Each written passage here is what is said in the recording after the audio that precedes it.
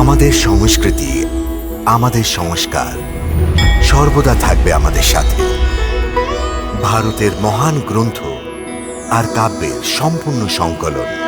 Subscribe করুন তিলক।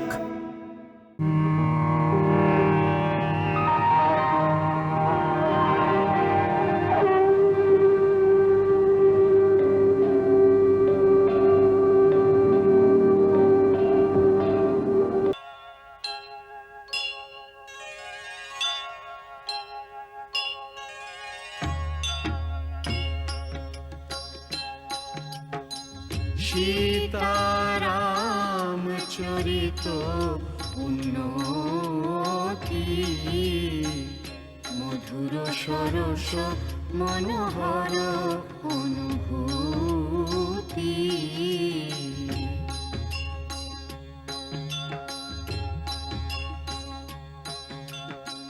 बारे बारे कत जे शुनी शोनाई মনের পিপাসা তবুও মেটে না।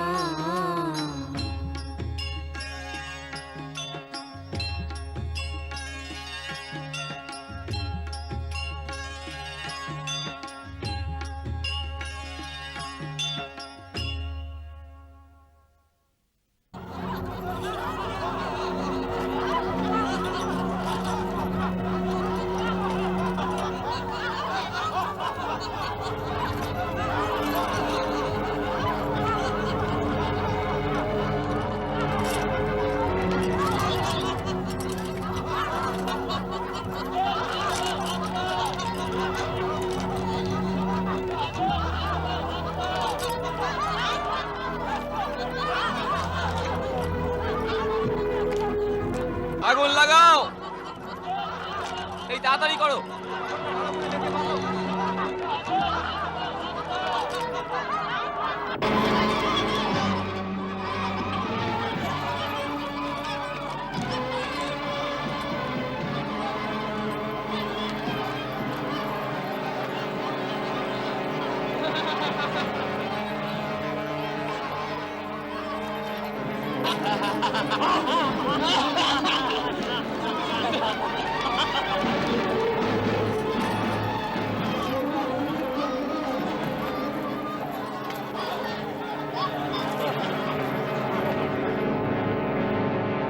একটা মায়াবী বানর।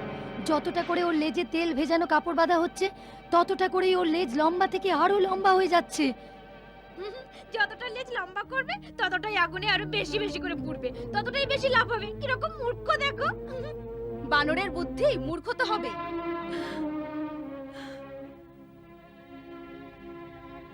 হে অগ্নিদেব, যদি আমি স্বামীর একনিষ্ঠ সেবা করে থাকি, যদি আমার প্রতিভক্তিতে কোনো ত্রুটি না থাকে, যদি আমার মধ্যে তপস্যা আর পতিব্রতার কোনো শক্তি থাকে, তবে আমার পুত্র হনুমানের জন্য আপনি শীতল হয়ে যান।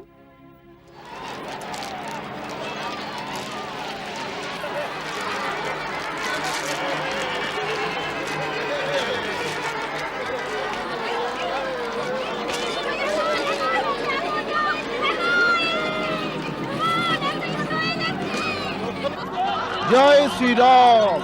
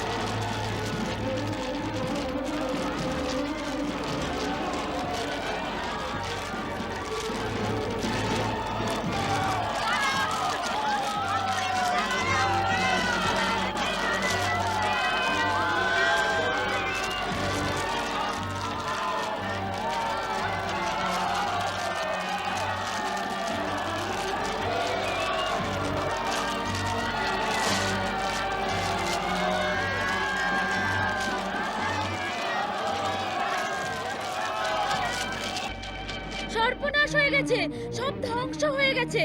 ওই বানরটা সারা লঙ্কায় আগুন ধরিয়ে দিয়েছে। হ্যাঁ, হ্যাঁ, মহল বাড়ি সব ধু ধু করে জ্বলছে। আমাদের ঘর পর্যন্ত আগুন পৌঁছে গেছে। আমাদের ঘর পর্যন্ত? হ্যাঁ, তাড়াতাড়ি যাও, গিয়ে সবকিছু বাঁচাবার চেষ্টা করো। ওই বানরটা সর্বনাশ হোক।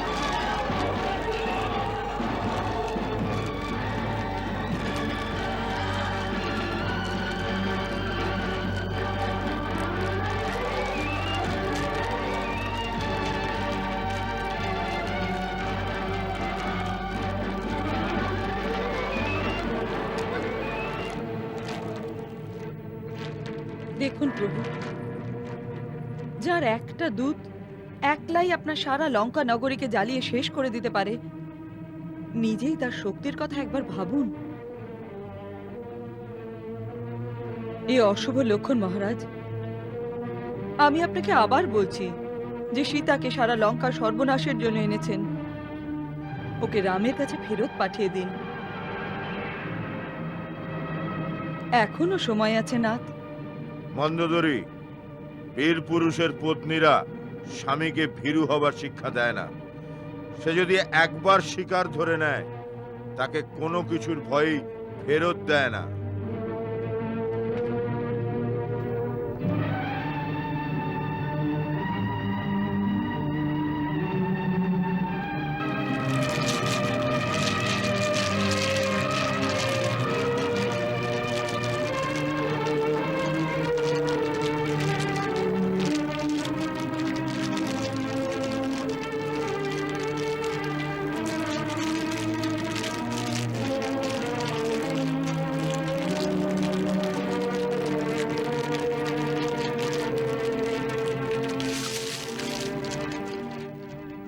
জয় শ্রীরাম।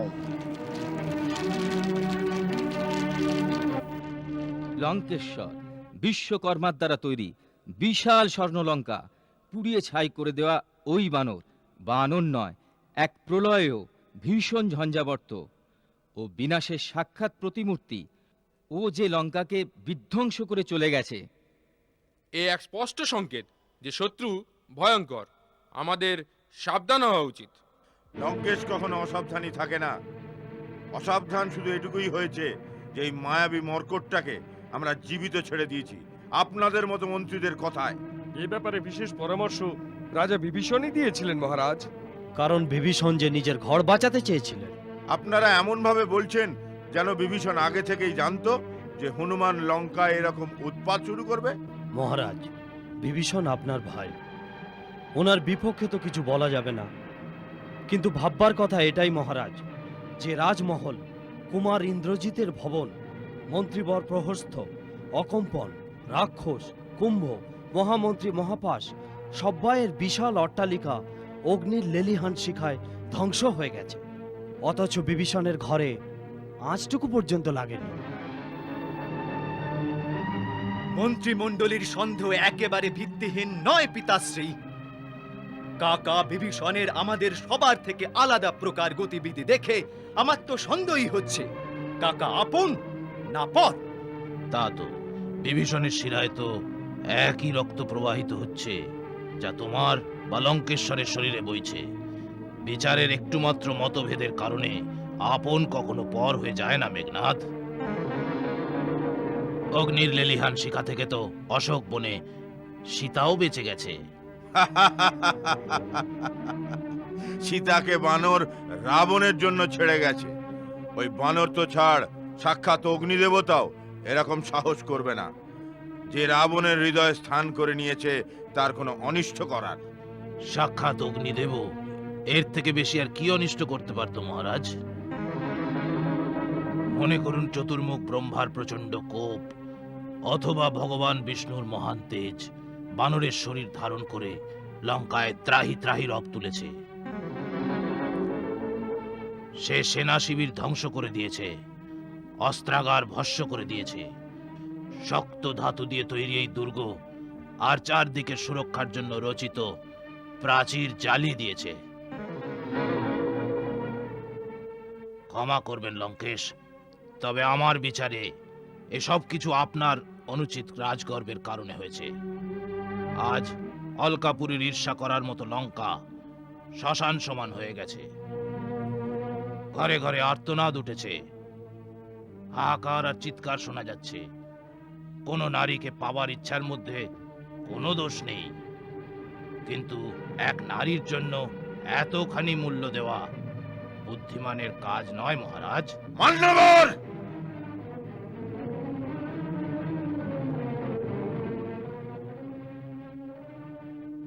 আপনি আমার মাথামোহ, আমি আপনাকে শ্রদ্ধা করি।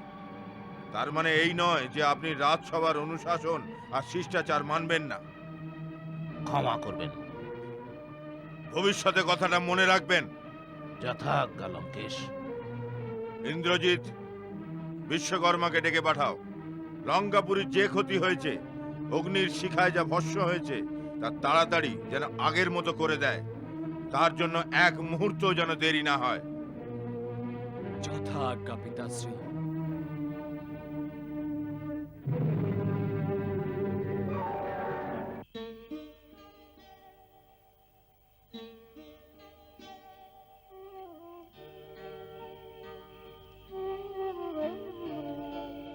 মাতা, মা, তুমি ভালো আছো তো বৎস?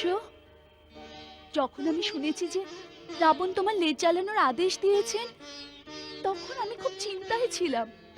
আমি অগ্নিদেবের কাছে তোমার রক্ষার জন্য প্রার্থনা করছিলাম। আমি জানতাম মাতা যে আপনার পূর্ণ তপস্যায় অগ্নিদেব আমাকে আর আমার লেজকে জ্বালাতে পারেন না। মা, আমি রঘুনাথের প্রভাবে আর আপনার আশীর্বাদে লঙ্কার সৈন্যবলকে অনেক দুর্বল করে দিয়েছি। লঙ্কার দুর্গের মজবুত প্রাচীর আর নগরের প্রধান ফটকও জ্বালিয়ে দিয়েছি, যাতে এই দুর্গকে রক্ষা করার শক্তি দুর্বল হয়ে পড়বে। অবশ্যই রামের সেনাদের পক্ষে নগর অধিকার করা অত্যন্ত সহজ হয়ে যাবে। কাল আমি লুকিয়ে এদের অস্ত্র ভাণ্ডারও দেখে নিয়েছিলাম, তাও আজ ধ্বংস করে দিয়েছি। আমি তো রাবণকেও শেষ করে দিতাম, কিন্তু প্রভু আদেশ দেননি। মা, আর আপনি চিন্তা করবেন না। আমার মুখে এখানকার সংবাদ শুনে শ্রীরাম লঙ্কাপুরীতে এসে পড়বেন।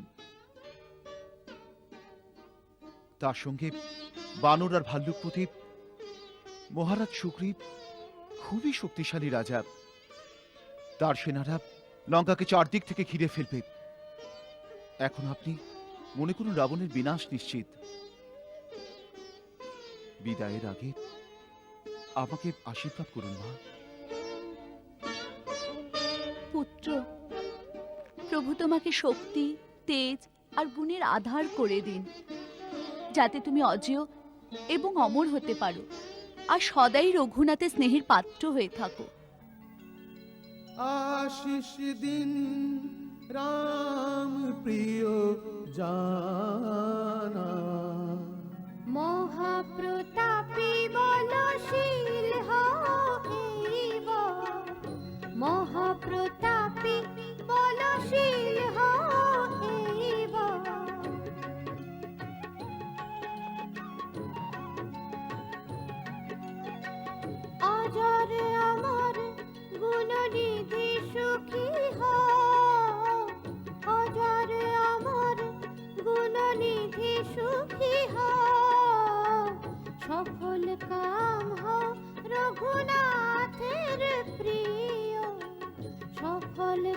রাম হও রঘুনাথের প্রিয়। বারবার নেন পদরজ শীষে,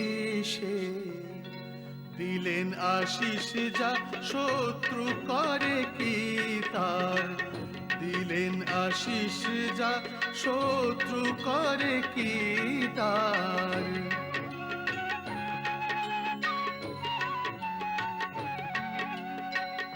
এখন প্রতিদিন পুজিব তোমায় মাতা, এখন প্রতিদিন পুজিব তোমায় মাতা, আশিস তোমার অমোঘ বিখ্যাত, আশিস তোমার অমোঘ বিখ্যাত।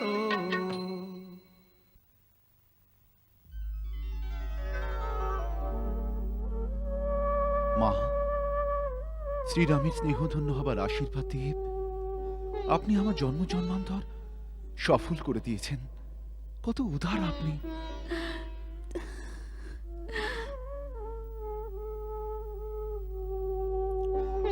মা, এখন আপনি আমাকে আপনার এমন কোনো চিহ্ন দিন যাতে শ্রীরাম প্রভুর বিশ্বাস হয় যে আমি আপনার দর্শন পেয়েছি। আমার কাছে এই সময় শুধু চূড়ামণি আছে, এটাই নিয়ে যাও। এটা দেখেই ওনার অনেক কিছু মনে পড়বে। এই নাও।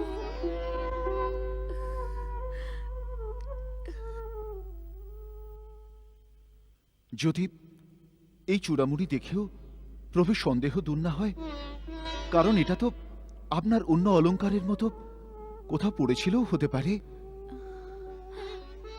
তুমি অত্যন্ত বুদ্ধিমান হনুমান। ওনাকে আরেকটা কথা মনে করিয়ে দিও, যা শুধু তিনি আর আমিই জানি। ওনাকে বলো, যখন ইন্দ্রের পুত্র জয়ন্ত কাকের রূপ ধরে আমার পায়ে আঘাত করেছিল, তখন তুনির থেকে একটা বাণ মন্ত্র পড়ে এমন ভাবে তার দিকে ছুঁড়েছিলেন যে সে ত্রিলোকে পালিয়ে বেরিয়েছিল, তবুও সেই বাণ থেকে বাঁচতে পারেনি। পরে এসে যখন আপনার চরণে ক্ষমা চাইল, তখন আপনি তার একটা চোখ কানা করে ছেড়েছিলেন। ওনাকে বলো, যে সীতার প্রতি কাকের ধৃষ্টতা আপনি সহ্য করতে পারেননি, আজ সেই সীতাকে রাক্ষসীদের মধ্যে লাঞ্ছনা গঞ্জনা সহ্য করতে হচ্ছে।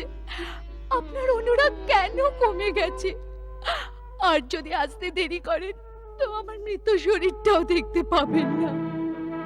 এরা আমাকে টুকরো করে খেয়ে নেবে।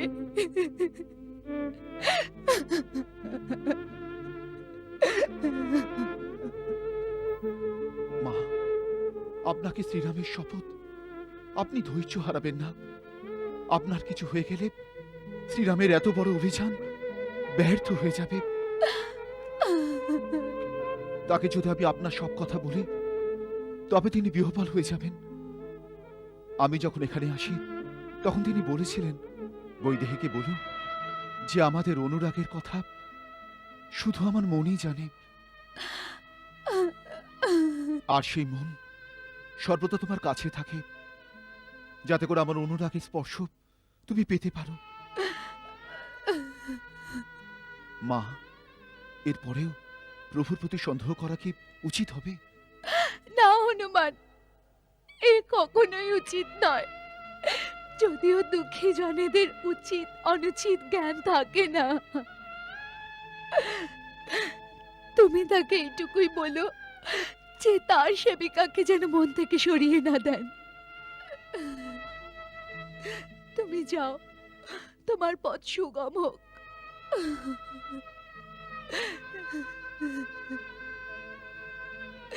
তোমাকে যাওয়ার কথা বলতে আমার মন দুঃখী হয়ে উঠছে।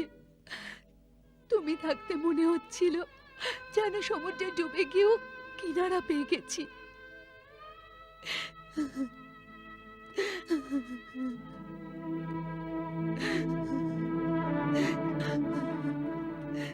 তুমি চলে গেলে আবার সেই নিরাশার অতল সমুদ্র থেকে যাবে।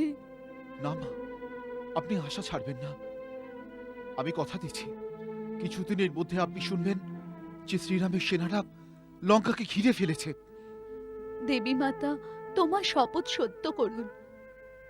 যাও বৎস, আমার হয়ে তোমার প্রভুর চরণ স্পর্শ করো। যাও।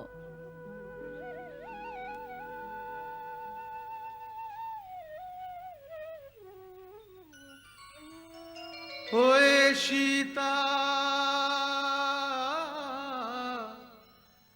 ব্যাকুল ব্যথিত, যেমন চিন্তিত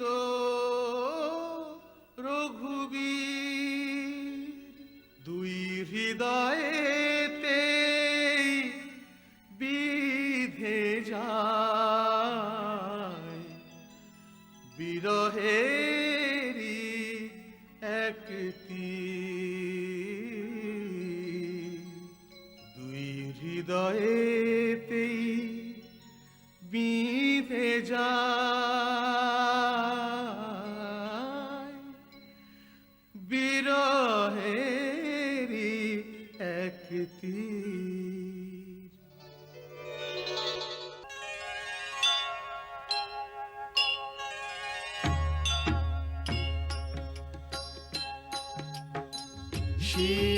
সীতারাম চরিত উন্নতি, মধুর সরস মনোহর অনুভূতি,